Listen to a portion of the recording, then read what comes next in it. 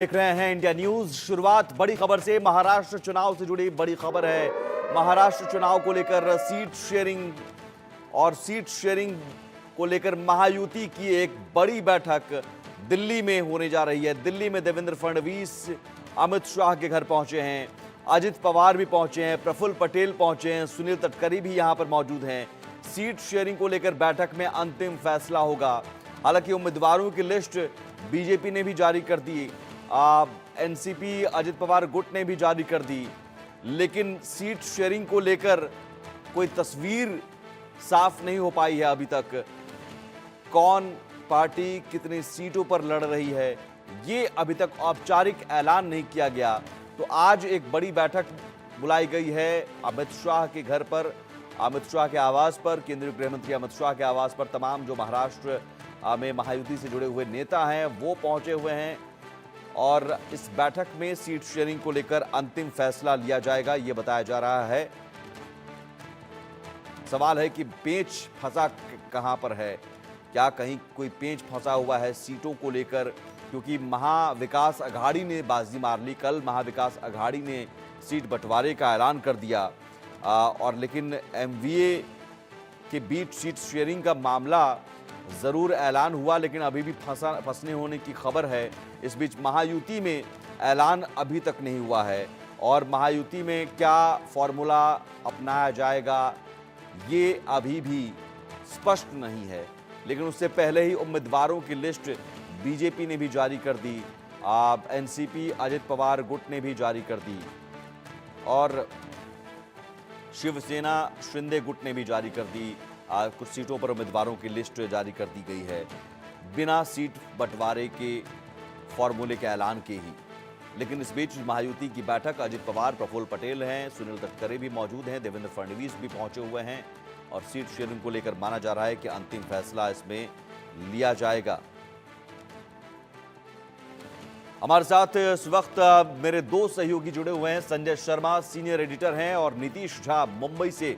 संजय, चूंकि दिल्ली में एक बड़ी बैठक बुलाई गई है, अपडेट क्या है और उम्मीदवारों की लिस्ट अलग अलग पार्टी जारी कर देती है, उसके बाद सीट शेयरिंग पर चर्चा होती है?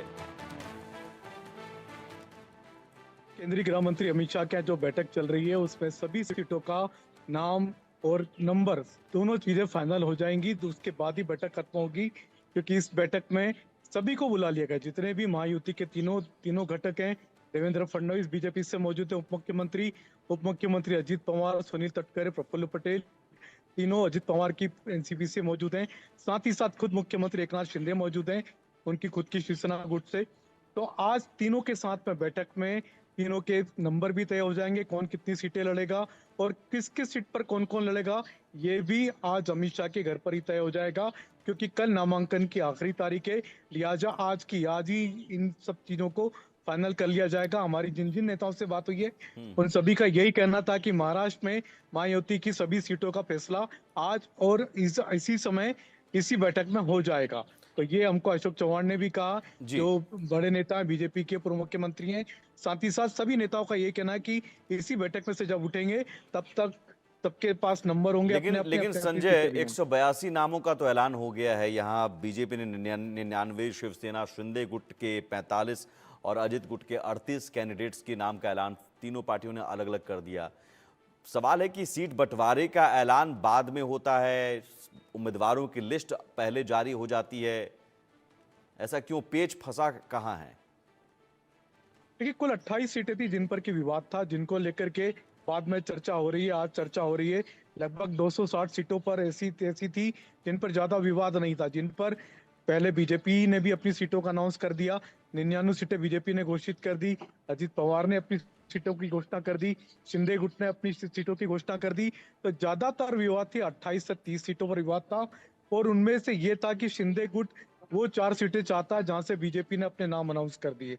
तो ये एक दूसरे के जो खेमेबंदी थी, जिसमें बीजेपी ने कुछ सीटें ऐसी ले ली जो कि जहां पर शिंदे गुट चुनाव लड़ना चाहता था, शिंदे गुट ने कुछ सीटें ऐसी ले ली जहां पर अजित पवार चुनाव लड़ना चाहते थे। तो उनको लेकर के पेच फंसा था, जो पेच आज सारे के सारे विवाद आज अमित शाह के साथ बैठक में खत्म हो जाएंगे और आज जब सारे नेता निकलेंगे तब तक सारे विवादों का समाधान भी हो चुका होगा। हमारी अभी भी बात हुई है केंद्रीय मंत्री अश्विनी वैष्णव से, जो महाराष्ट्र के सह प्रभारी भी हैं, चुनाव प्रभारी भी हैं, उनका साफ कहना था कि हम जब चुनाव में जा रहे तो हमारे हाथ में 4 झंडे होंगे। बीजेपी का झंडा होगा, एनसीपी अजीत पवार गुट का झंडा होगा, शिंदे एकनाथ शिंदे का झंडा होगा, और साथ ही साथ रामदास आठवले की पार्टी आरपीआई का भी झंडा होगा। यानी 4 4 झंडे लेकर के महायुति के नेता मैदान में उतरेंगे। और जहां तक मनसे की बात है राज ठाकरे की, मनसे चुनाव अलग से लड़ेगी। हालांकि मनसे राज ठाकरे किसके साथ है ये सभी भली भांति जानते हैं।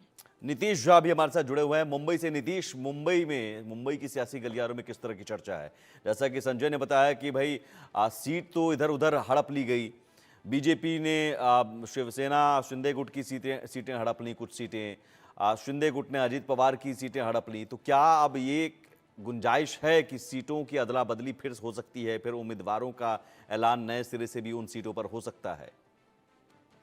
जी बिल्कुल, देखिए जिस तरह से एकनाथ शिंदे और अजीत पवार ने तमाम उन विधायकों को जो है फिर से मैदान में उतारा था, जिन विधायकों ने अजीत पवार और एकनाथ शिंदे का साथ दिया था, उस वक्त जिस वक्त इन दोनों ने ही अपनी अपनी पार्टियों को तोड़कर भाजपा के साथ आए थे, और इन दोनों को तो भाजपा के सहयोग से जो है उन पार्टियों का नाम और चिन्ह जो है वो मिला। चुनाव आयोग की तरफ से भी जो है इन्हें पार्टी का नाम और चिन्ह जो है वो दिया गया, जिसके बाद अब इनके पास असली पार्टियां हैं। लेकिन उस वक्त जो विधायक इनके साथ थे उन्हें फिर से मौका जो है दिया गया है, और ऐसे में कुछ सीटें जरूर ऐसी है, चाहे वो मुंबई की 36 में से कुछ ऐसी सीटें हैं, विदर्भ की कुछ सीटें हैं, और साथ ही नासिक की भी कुछ ऐसी सीटें हैं जिसमें जो है पेच कहीं ना कहीं फंसता हुआ नजर आ रहा है। लेकिन यही शीर्ष नेतृत्व जो है महायुति की, भाजपा और भाजपा के तमाम वो बड़े नेता, वो लगातार इन सारी चीजों पर नजर बनाए बैठे थे, जिसको लेकर आज जब ये तमाम नेता जो है जब दिल्ली पहुंचे तो दिल्ली में अब बैठक जो है वो चल रही है। यहाँ पे सिर्फ सीटों बंटवारे की बात नहीं होगी, सीट बंटवारे के साथ साथ महाराष्ट्र चुनाव की रणनीति पर भी बात होगी, क्योंकि 1 महीने से कम का समय जो है वो चुनाव में रह गया है। ऐसे में क्या रणनीति रहेगी, किन मुद्दों को जो है यहाँ पर फिर से जो है मुद्दा बनाया जाएगा, और साथ ही साथ जो योजनाएं ये बीते दिनों लागू की गई थी, उन योजना के साथ साथ मैनिफेस्टो जो जारी की जाएगी, उस मैनिफेस्टो में क्या कुछ जो है और जो है ऐड किया जाएगा, उन पर भी चर्चा होगी। और तमाम उन सारी चीजों पर चर्चा होने के बाद आखिरी एक चर्चा होगी मुख्यमंत्री चेहरे पर, क्योंकि मुख्यमंत्री चेहरे को लेकर भी जहां महाविकास आघाड़ी में भी पेच फंसा हुआ है, तो महायुति में भी मुख्यमंत्री चेहरा जो है अभी तक तय नहीं हो सका है। हालांकि देवेंद्र फडणवीस ने कुछ दिन पहले इशारों में एकनाथ शिंदे को ही मुख्यमंत्री चेहरा जो है बताया था, लेकिन अजीत पवार जो है इन सारी चीज को लेकर सहमत नहीं दिखे।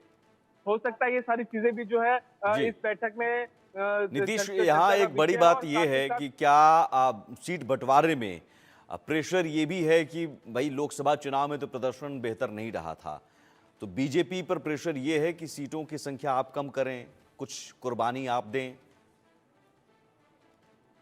जी बिल्कुल, लोकसभा में जिस तरह से बीजेपी पिछड़ती नजर आई थी, और कहीं ना कहीं अजीत पवार को साथ में लेने का खामियाजा यहाँ पर भाजपा को और एकनाथ शिंदे को जो है भुगतना पड़ा था, क्योंकि कहीं ना कहीं जिस तरह से पहले जब विपक्ष में अजीत पवार थे, उस समय देवेंद्र फडणवीस की तरफ से कई सारे आरोप प्रत्यारोप जो है उनके ऊपर लगाए गए थे, चाहे वो कोऑपरेटिव हाउसिंग घोटाला हो, चाहे इरिगेशन घोटाला हो, ये सारे तमाम आरोप जो उनके ऊपर लगाए गए थे, और ऐसे में एकाएक उन्हें जो है अपनी महायुति में उन्होंने शामिल कर लिया था, जो कहीं ना कहीं उन्हें लोकसभा में भारी पड़ गई, और वो चीज जो है बैकफायर महायुति के लिए कर गई, और महाराष्ट्र में काफी बड़ा झटका जो है महायुति को मिली थी उस समय। और उसके बाद से ही एक देवेंद्र फडणवीस और एकनाथ शिंदे जो है अजीत पवार की भी छवि सुधारने में जो है लग गए, क्योंकि जो लाड़की बहन योजना जो लाई गई उस समय प्रमुख चेहरा जो महायुति की तरफ से थी।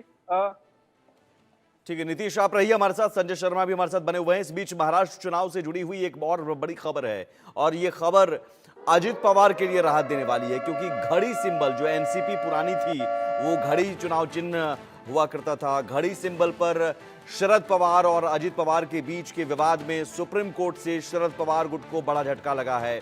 घड़ी सिंबल पर ही अजीत गुट चुनाव लड़ेगा। एनसीपी को घड़ी पर चुनाव लड़ने की इजाजत दी गई है, और प्रचार सामग्री पर डिस्क्लेमर देना होगा। सुप्रीम कोर्ट ने साथ ही साथ ये निर्देश दिया है, डिस्क्लेमर पर यह लिखना होगा कि मामला कोर्ट में विचाराधीन है। ये प्रचार सामग्री के साथ लिखना होगा।